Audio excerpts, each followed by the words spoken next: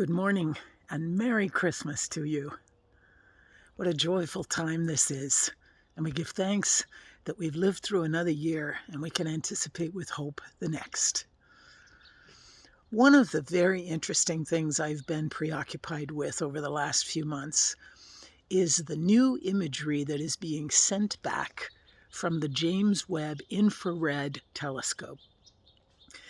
Now, I'm really not a science fiction, outer space kind of person. Usually it doesn't capture my imagination, but this has been incredible. Perhaps you've seen the images. If not, you need to Google them.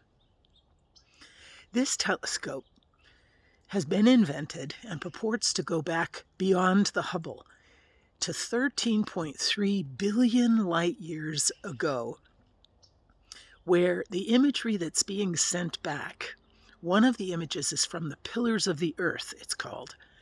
And this is the birthing place of stars. 13.3 billion light years away, these stars are being born. And through the telescope, we can see their birth. Those exact same stars, if we lift our eyes to the sky, we can see them at night. It's amazing to me that we can stand in the middle of time like that, looking one way at their birth and looking the other way at seeing them with our own eyes, their existence today.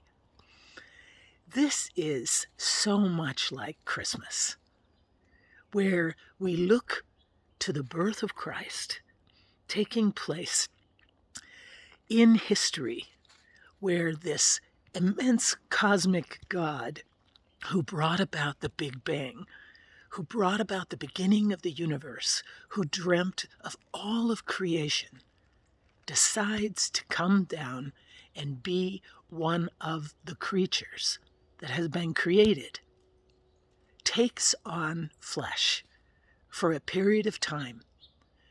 This immense cosmic spirit decides to bind themselves into a body, a human body, into the vulnerable body of a wee child, of a babe. This God, who has seen the beginning of creation, intentionally encapsulates this divine spirit in a human form.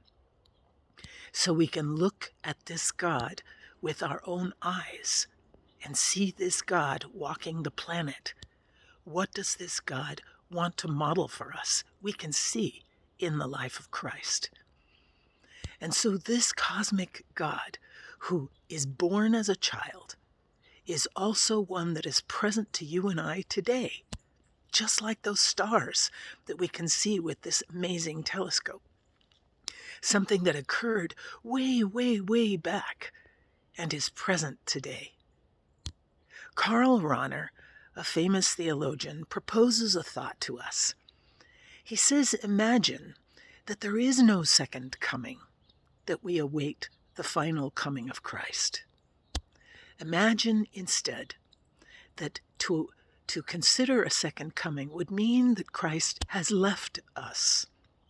And we know through his birth as a child and the name that Christ was given, Emmanuel, that God is with us always. And so here we have the truth that God has never left us, has been with us since the beginning of creation, came in the form of a child, decided to limit God's self in such a way that we would know and see the depth of this God's love for us. We see God every day in one another and receive God in the sacraments.